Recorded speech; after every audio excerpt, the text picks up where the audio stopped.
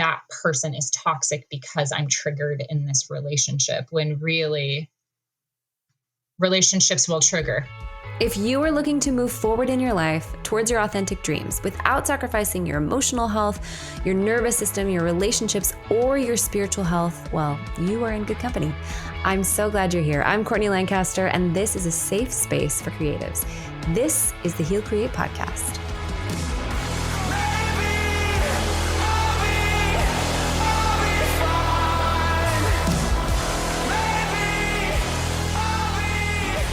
Welcome to another episode of the Heal Create podcast.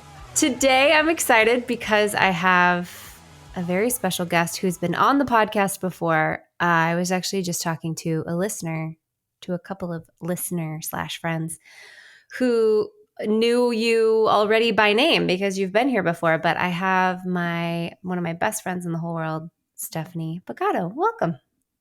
Hello. Thanks for having me. Hi. I was talking to these two girls that I've listened for a long time, and I was like, I'm going to have my friend is going to come on the podcast. She's going to come to visit me next weekend too. And they were like, Stephanie Bagato?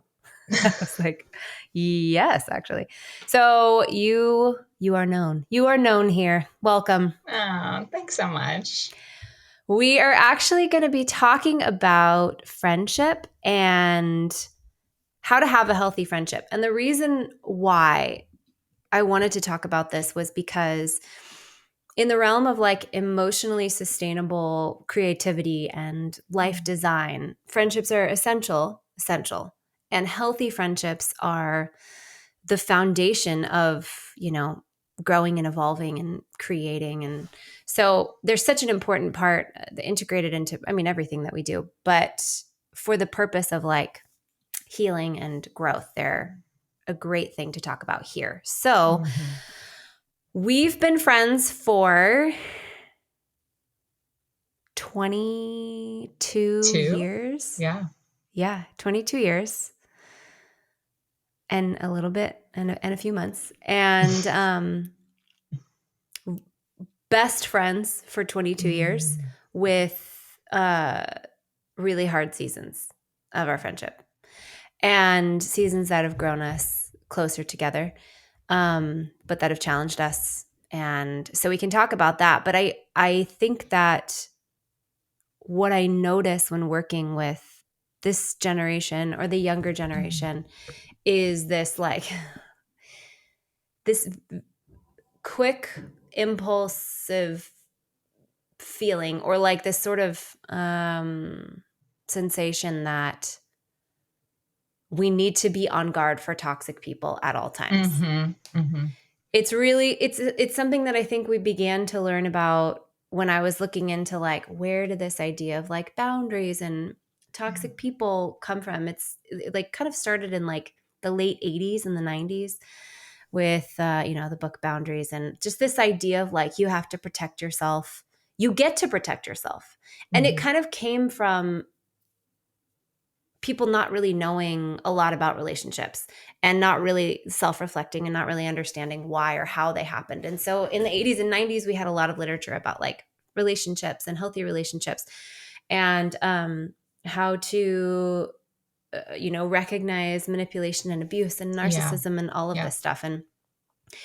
And where we're at now with all of that information combined with living in a world that feels really chaotic, I notice a lot of people in general are really like ready and prepared to burn down their closest relationships at any sign of pain or control or disconnection or toxicity.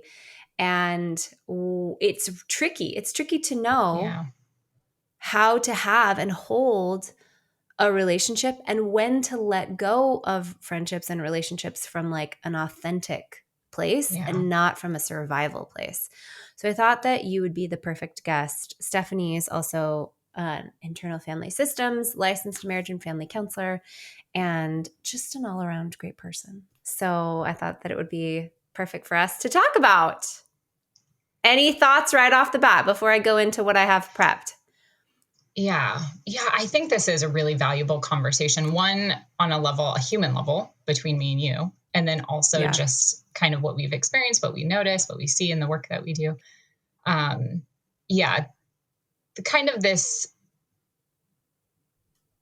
delicate dance of what this looks like to have Mm. a friendship, a healthy friendship, and opportunity to grow together and do life together. Yeah, I think it's a really valuable conversation to have as people, but also kind of with your clients and your audience and my clients and my audience. I feel like this is a theme, a reoccurring theme right now, something I'm Yeah, living through, but also something I feel like a lot of my clients are going through right now.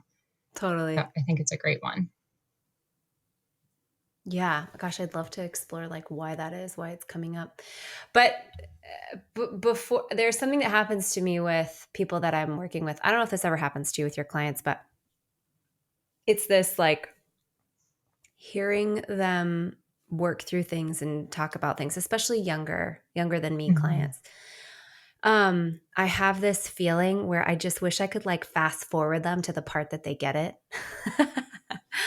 I think it's Mm-hmm. like I just recognize the mistakes that I made and I see them working Totally. through that, knowing of course that's not the part of me that leads the my work with my clients, but I do just feel like, oh, I just if only I could just show you like if we were to, just delete that belief system right now. Yeah. And with relationships and friendships, it's something that I notice all the time. And I think it's just because I know how painful it is to make some of those mistakes or misjudgments in relationships and friendships. So, what are over the last 20 years, we've grown and evolved next to each other, Mm. um, like in proximity, like literally, like kind of neighbors. And then for the last 8 years in separate Yeah. states. So then we had like long distance friendships. Do you feel do you feel comfortable sharing? I can share first too. What are some of the mistakes that you feel like we What? made in our friendship? What are some of the mistakes you made? Why don't you tell Oh them what you man. did wrong? Why don't you tell them? Just All the kidding. things I've done wrong. No, both of us. Like just, you Yeah. can be as general as, yeah, share as much or as little. Do you want me to go first? No, it's totally fine. I'm like, there've been so many. No, I'm just Yeah. kidding. Um, you know, I think what first initially came up is that I didn't know that there were mistakes at the time, just because I didn't know Right. Sure. what I didn't know. So I think looking back, I would be like, oh, yeah, that was a mistake or this was a mistake. But at the time, I just didn't know. So when I'm thinking about times where I was very much a people pleaser and I wasn't honest with you about things I did or didn't want to do or things I felt um, at the time, I was scared to tell them to you. I didn't realize that those were mistakes by withholding them because I just kept Yeah. thinking, like, this is what we do. I don't make the other person mad. I Yeah. don't. So it's like, I'm recognizing, I'm looking backwards, recognizing they were mistakes, but I'm also really being tender with myself that I didn't know that they were mistakes at the Yeah. time. Totally. But yeah, those were probably some big ones in the beginning, was being really afraid of upsetting our friendship, upsetting you, doing something wrong, saying something wrong. That was a lot. I withheld a lot of what I really thought and felt, which Yeah. I understand why I did it, but why I recognize now it was a mistake is because there was no real connection there. And I felt Yeah. like I realize now withholding how I really think and feel doesn't protect me from starting a fight or for having the other person get mad at me. That's still possible, even if Right. I'm withholding how I really think and feel. But that was the way I thought I was ensuring safety and I was ensuring um, connection, was people pleasing and not offending the other person. Yeah. And I think the dynamic that we've had to grow through is that have always been I mean, I guess now the healthier, more mature version would be a leader. But in my early 20s, when I first met you, it was very like more controlling and more domineering and bossy. So combined with somebody who was very much a people pleaser, there was so much room for resentment. Yeah. And so I remember like you not sharing how you felt about things. And then I know, because I've also played that role in other friendships, Yeah. how tight things start to get when you're not saying things Totally. that bother you so much over time. You just start to feel smaller and more suffocated, to the point where you basically decided, I think several times in our friendship, that you're like, I don't want to be friends anymore. I think I'm done. Yeah. And I remember being like, no, you don't have to be done. You just have to tell me what is bothering you. And you were like, no, I don't want to do that. And so it was like that. We had to grow through that. Yeah. I think that's a really good point. The more that I was, I'll use that term people pleasing, but the more that I was doing that, that was my only option, was to cut off the friendship, because the other option is to be open and honest. And I was like, Right. well, not doing that one. So I guess the Yeah. only other option is we can't be friends. Yeah. So realizing too that those aren't the only two options. There really Right. is opportunity to grow and feel safe enough to share how I feel, Yeah. and kind of heal those places within myself. But yeah, it makes sense why I would arrive at that decision of like, yes, I can't be friends with you, Right. because I just didn't know how to do it any other way. Yeah, totally. Yeah, I think for me, I mean, like I just said too, there were, like, they are mistakes, but it was a lot, the emotional immaturity of taking other people's preferences or even offenses so personally. Like the reason why I was controlling in my, earlier 20s, um, and even still has its threads into like my present day life, was because I was like so terrified. I mean, I think terrified of people leaving me behind, people not listening to me, people not caring about me. So I just like circumvented that risk by like taking control of everything and everyone. So of course I attracted people that were like, Lead me. I'm chill. Yeah. Like I have no, you know what I mean? And so that was such a huge and painful thing to like outgrow. And recognize that like everybody gets to play, to let go of the control, knowing that like, I mean, I think like the foundation of a healthy friendship really is what we've learned, which is like, I'm okay no matter what. And when you really know that you're okay no matter what, then you can build friendships not based on like, I'm not going to be okay if you're not with me. And then you also don't do the game of like, I don't know, like building cases against the other person of like, I don't know if this person is actually like who I want to be with. And I think what I see is that, and you probably see this too, is that people are so hungry for like chosen family, like long-term healthy partnerships, healthy friendships. And we are like not educated on how to actually do that or what that actually looks like. Do you have any thoughts on that? Yeah, I think what's coming up for me is that with chosen family, it's cultivated. Yeah. With biological family, if that's not cultivated or isn't believed in or modeled, we are kind of at the mercy of the other person. Where with friendships and partners, we really do take an active role of cultivating friendship and connection and longevity and all of that. So I think that there is, not that we can't do it with our biological family. I just think when we're young and our parents, or family in general treat us a certain way, there is a natural kind of limiting opportunity for us to cultivate that. Yeah. But when we're adults or we're, teenagers or young adults, we really can take an active role in cultivating that chosen family in that relationship. So I think it's really learning how to do that Yeah. Is an essential part. Totally. I just was telling my 13-year-old, I was like, one of the best things about being an adult is getting to choose your family. Yeah. And of course, I hope that he also has space for us for Yeah. forever. But it is true that like I remember even like the Peter Levine saying, somebody asked him, what's the point of healing all of this trauma? What's the point of like understanding your trauma and healing it? And he said, the point of healing your trauma is enjoying your life with your chosen family. I almost said your frozen family.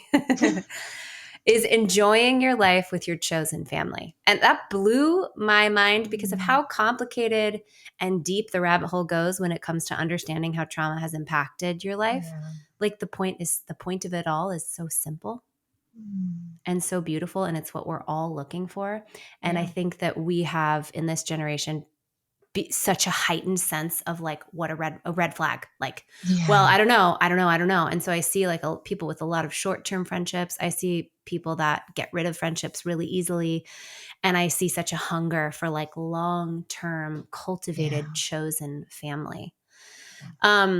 So I actually asked ChatGPT before this. I was like, what are the 5 key elements that contribute to healthy, integrated, and connected long-term friendships? And I'll just read these 5 to you and see what stands out to you. It said, number 1, mutual respect and acceptance. A strong friendship thrives when both individuals respect each other's boundaries, opinions, and differences. Acceptance allows for authenticity without fear of judgment. Open communication and vulnerability. Healthy friendships involve honest conversations and the ability to share both joys and struggles. Vulnerability builds trust and deepens connection. Consistency and dependability. Over time, small acts of showing up, whether through regular check-ins or being present during significant life events, build trust and stability. Emotional reciprocity. Balanced friendships require give and take, where both parties invest emotionally and practically. Neither person should feel they're carrying the weight of the relationship. And 5 is room for growth and evolution. Long-term friendships allow space for personal growth and change without feeling threatened. They adapt to life phases and challenges. That's been huge for us over the last 20 years as we've changed and grown so much. What stands out to you? I think what stands out to me is that some, if not all of these, are also over time. I think that there were seasons where you were carrying our friendship. You would call me, you would check in on me. You were like, sometimes I don't feel like you call me. And I wasn't.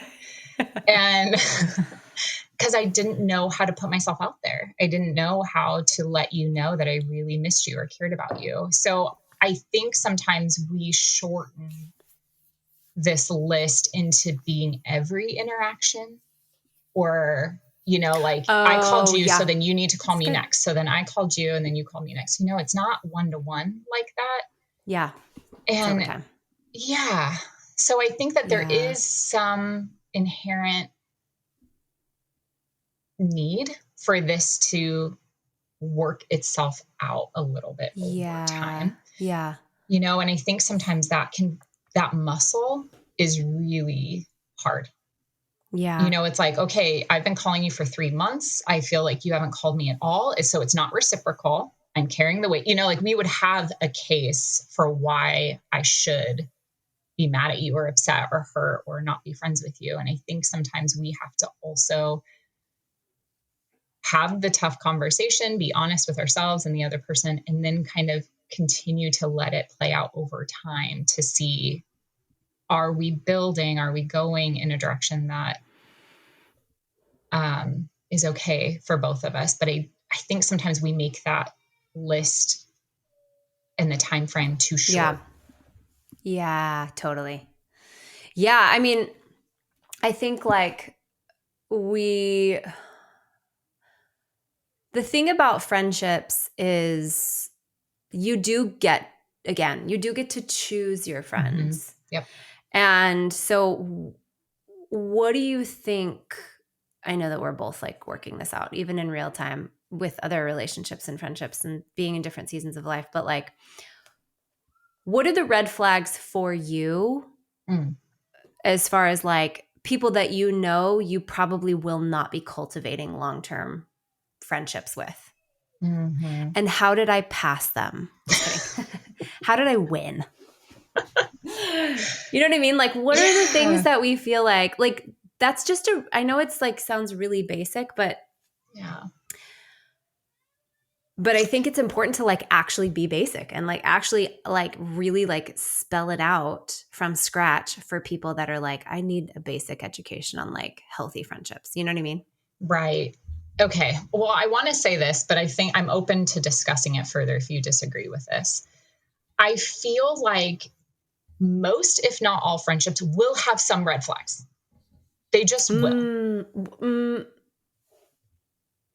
Like, I'm thinking about times that, like, my red flag with me would have been I wasn't always open and honest. That's a red flag. yeah. Yeah. Would it But be I like a would, yellow flag? Like a red flag for me is like, um, well, maybe we'll define it. Red flag yes, is like, yes. I like am not interested in It's my personal red flag. cultivating. Yeah, like like personal, or maybe even like could be universal, like somebody that gossips about people, like consistently is Mm-hmm. gossiping. That's like that. It for me, I'm like That's a red flag. that's a red flag. Yeah, that's like not somebody that I'm like that I want to cultivate a relationship with. I would say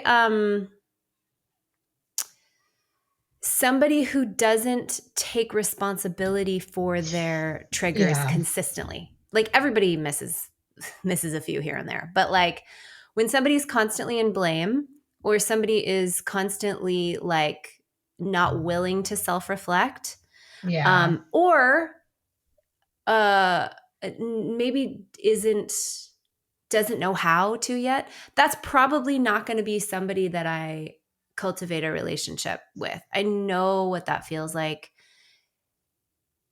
It contributes to like reciprocal Yeah. friendships. It also is like it's gosh, it's a ticking time bomb as far as really unhealthy conflict. And it's just like in general, a personal red flag for me, or maybe I don't know, a personal like preference that I wouldn't want is like somebody who's not like excited about growth. Like Mm-hmm. that person wouldn't want to be friends with me either. Yeah. Like that person wouldn't like actually be attracted to me in any way.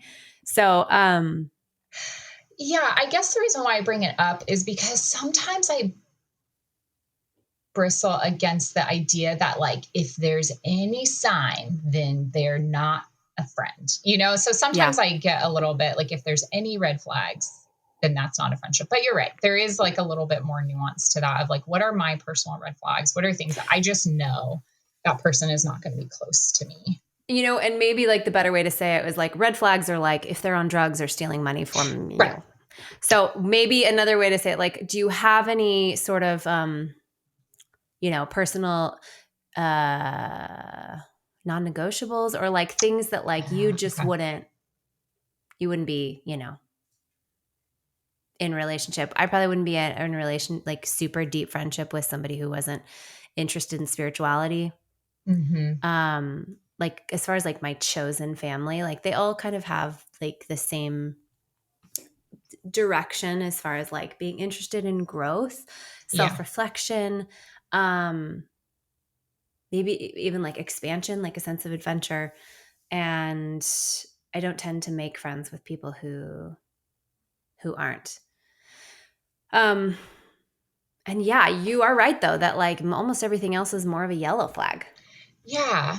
Yeah. And I think just to normalize that, that like it doesn't mean that we can't grow out of that. It doesn't mean we can't grow together to create a bunch of green flags. So Yeah. just, but there's a little bit more nuance to but I think that's one of mine is that if that person is not willing or wants to or has capacity to also grow with me, that like Yeah. we see that there's some things that aren't helpful, or we see some ways in which we're relating to each other that is not what we want, but maybe I'm the only one that really wants to grow to heal that, or really wants to grow to get more connected or to grow deeper. Like I can't carry the weight of that Yeah. and the Yeah. emotional load of that by myself. Because then Totally. I just end up being like their caretaker or their mom, or, it just puts me Yeah. and them in a weird position that Yeah. isn't reciprocal and isn't connected in that way. Yeah. Yeah, totally.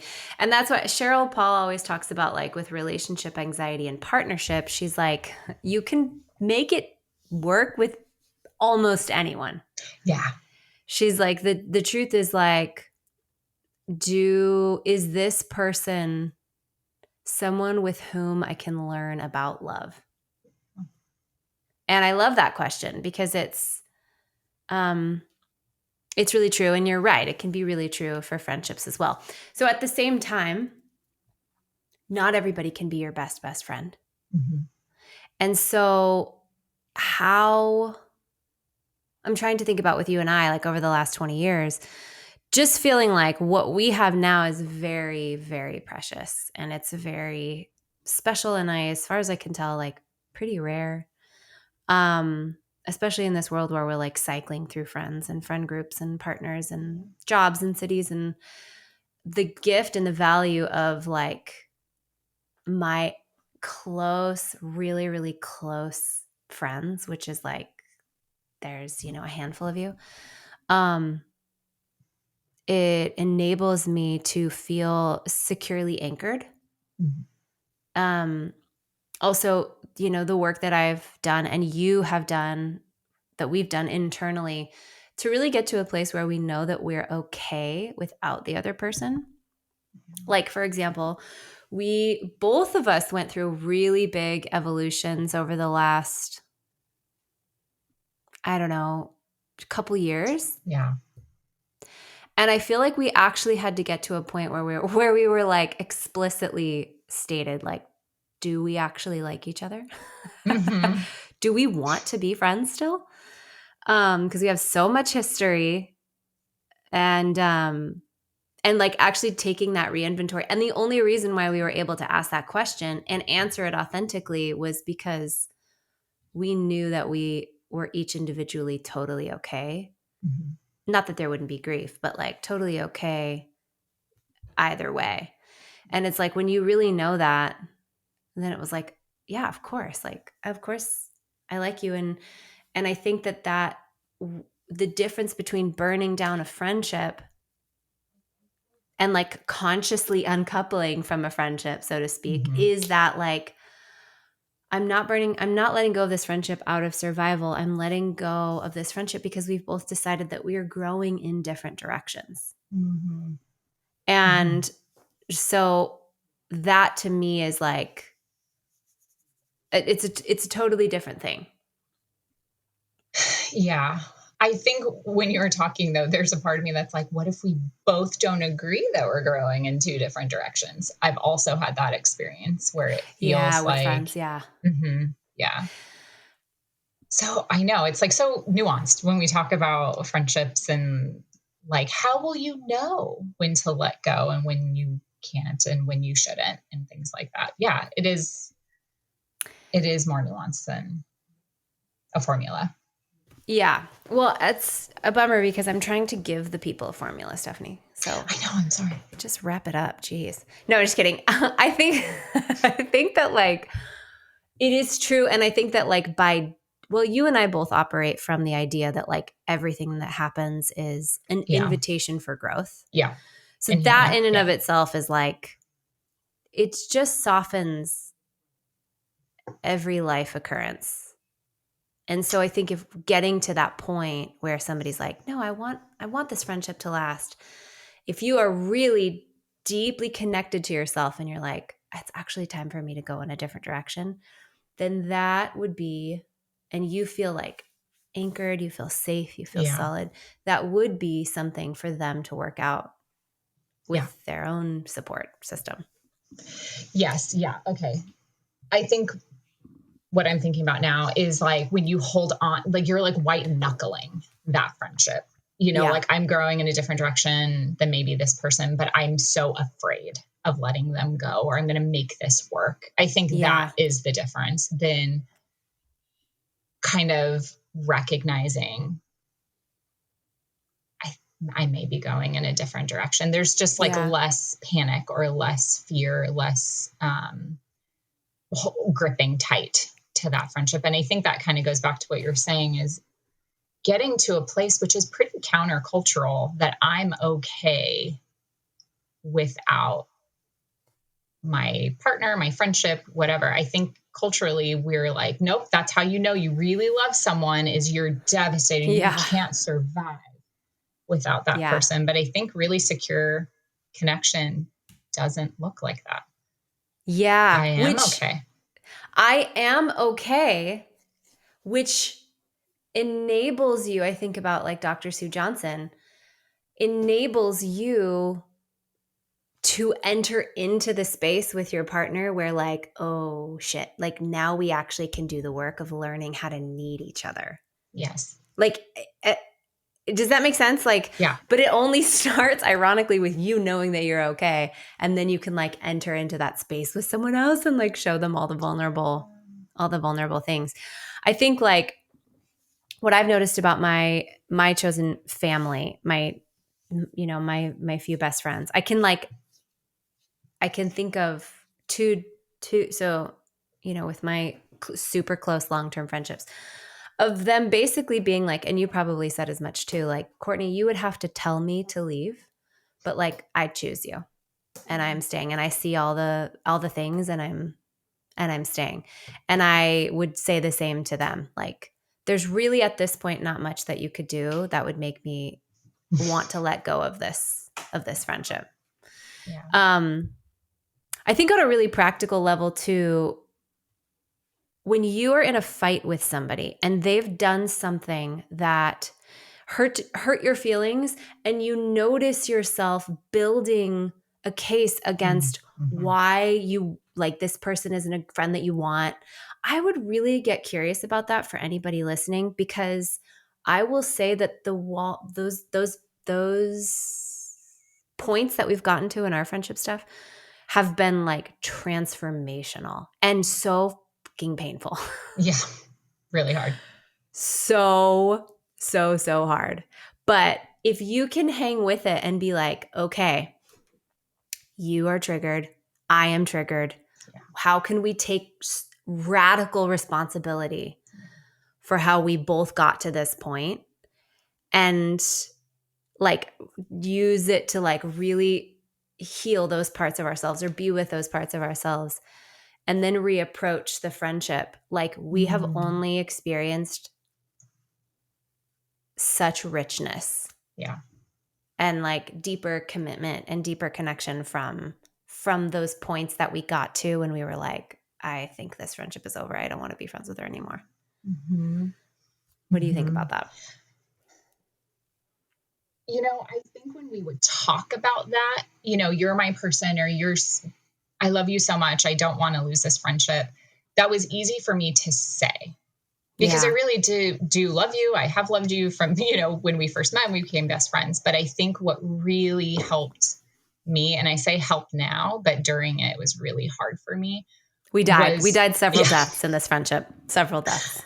It was showing you my really messy, vulnerable parts and you accepting them, which looking back, I never would have signed up for. I never would have said like, yep, let me just show you all my messy parts and you hopefully will love me and accept me. It was, I couldn't hide them anymore. And that really was where, when we reconnected, I'm like, oh, this is what secure attachment looks like. This is what it feels like, is that you see my messy parts. You see the parts that I don't show very many people, or I'm even just getting familiar with, and being loved and accepted and understood. So yes, and me taking responsibility for that trigger. But really how I used to do that was I would take responsibility of my trigger privately. I would and do not that share the process alone. at all. Yeah. Yeah, because I was too scared to show you that process. You could show me Yeah. yours, and I knew I would love you and accept you through yours. I was scared for mine and to Yeah. show you mine. Yes. And there's a huge difference between, okay, I'm going to take responsibility for my triggers and I'm going to share them with you. And you're going to, and if you, like, you have the opportunity to accept me as I am. There's a Yeah. big difference between that and like, I'm going to share with you my triggers so that you can fix them or you can Yeah. reparent them. That's another nuance too of like getting mad at people or feeling hurt by people because they aren't doing your reparenting work. Yeah. Yeah. That's hard. That's really hard. It's a really hard one. I also think you and I have talked about this too, of reframing what relationships are meant to be. And they were always meant to be opportunities to reveal and opportunities to show the places that need to be healed. And so Yes. instead of looking Yeah. at it as like, you caused this trigger, you're not a good person or you're toxic, it's like, oh, this trigger was there. Right. Relationship Always. will always Yeah. trigger that trigger to let me know this needs to be Yeah. healed. This is a wound. This is painful. And then I take responsibility for that. I sit with those young parts or I sit with those wounds and heal them. And then we get to kind of be in relationship together. So I think sometimes that can also feel like that person is toxic because I'm triggered in this relationship when really Yes. Yeah. It's yours to relationships will heal. trigger. Mm-hmm. It's yours to heal. And before you do the inner child work, I think it makes a lot of sense why we subconsciously hope and want the other person to rescue us and to save us and to Totally. keep us from being triggered in the first place or like resolve the trigger once it Yeah. comes up. And Yeah. that's something I think you can only know that you're not doing when you begin to take responsibility for your own triggers as these younger parts of you that need your own reparenting. And the Yeah. people around you can support you while you learn how to reparent yourself, but they were never meant to be the ones that were going to save you or keep you from being triggered. Yeah. Yeah. Should we talk about jealousy? Yeah. My favorite. Okay, so jealousy in friendship is really easy, and we've just talked about recently in our personal life, like how sneaky isn't the word, but like how it kind of sneaks in there when you don't Mm-hmm. realize it. And just remembering like envy is wanting something that someone else has. Jealousy is the feeling that if they have the thing that you want, that you actually can't have it. So jealousy is rooted in scarcity. Mm-hmm. Envy is kind of showing you that there's something that you want that you feel like you don't have yet. Jealousy feels like it's taking something from you. Mm-hmm. So jealousy, because you and I both grew up with a lot of emotional lack, there were naturally a lot of different things and like a lot of lack in a lot of different ways, a lot of different areas. We were both wired to be on the lookout for, or how should I say? We were both wired to already feel like we didn't have things. Yeah. And then we were also wired with a lot of disempowerment for different reasons. And Mm-hmm. so jealousy and envy is like, that has been such a theme in our friendship in different seasons we've talked about and grown through a lot. And it's so humbling to talk about and to like move through. Yeah. But gosh, when we like go over it in the terms that I just went through, I'm like, it's biological. It makes so much sense. Like, Yeah. it's like, but yeah, it's not that big of a deal, but it feels so humbling and embarrassing. Mm-hmm. I know I was So like yucky, in your yeah. clinical terms. Yeah, totally. Yeah. So what has your experience, if you feel like sharing? Yeah. I can talk about mine too of Yeah. I think, the latest one was with you. and feeling jealous of your work and the way you show up in the world and the way that you're able to articulate things. I definitely went through a season where I was jealous of that. And I kept wrestling with it because I'm like, what is this? I love this person. She's my best friend. Why am I jealous? It wasn't that I didn't want you to have it. And I think I got stuck there for a really long time because I'm like, then what is this? What is happening in me? And what I realized, and I've shared with you too, is that I didn't want you to not have it. I didn't know that I could have it too. And Yeah. so my Right. jealousy was really showing me my lack of my own value, what I Yeah. believed about myself. And when we look at these as an opportunity to see how we relate to ourselves, when we see how we view ourselves, how we feel like we're not valuable or worthy of something, I think that's the gold in Yeah. jealousy is like, oh, gosh, what is this revealing about me? And so Yeah. often I think we're taught and we see, especially in women relationships, jealousy is about the other person. I'm jealous of you because you're doing something wrong, or I'm jealous of you because you are um, having this thing that I can't have, Yeah. instead of looking at that's the mirror into myself. That's Yeah. the opportunity for me to look within. Um, Yes. so I think that's what I really learned this, last part of our friendship that was really painful for us and really hard. It was hard for Yeah. me individually. It was very shame inducing. It was embarrassing to me to talk about that with you, to reveal it in such an intimate way with my best friend. And we've talked about this too. I'm like, I'm not sad that I had to learn the lesson though. I know. It taught us both so much. Because the context for our friendship was that in our younger 20s, when we did become friends, we both were, I would say, for myself, I was an emotional late bloomer. There was a lot of like immaturity that I carried into my adulthood because things weren't resolved. Like I didn't have Mm, education or understanding around emotional maturity. And I think that's really common. yeah. Do think for me, I was also super sheltered. There was just like whatever. But in our early 20s, I was so like me first. I was very stage hungry. I was like very center of attention, big personality. Like I just thought in my younger mind that I had to secure all this attention all the time. And you weren't like that. So, like, there Yeah. was a time when you had to step into your own expansion and your own greatness. And you had this like feeling, even though we were in different states, you had this feeling Yeah. that you had to work through of like, well, Courtney's already whatever you were thinking already has some success, like there's not enough space for it, because that's how I Yeah. made you feel subconsciously in our 20s, like you can't be the best because I am the best.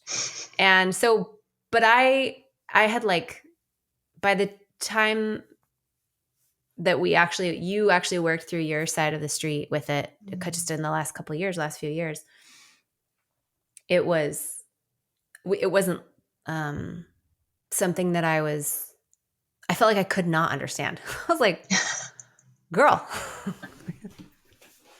you're on the other side of the country. But it like makes, and that's why it doesn't make sense on paper. Jealousy doesn't make sense on Yes. paper. We, Hmm. especially in the Western world, for most of us, you and I obviously do have a lot of privilege. Like there's so much available to us. We can make of our Hmm. lives what we want in so many ways.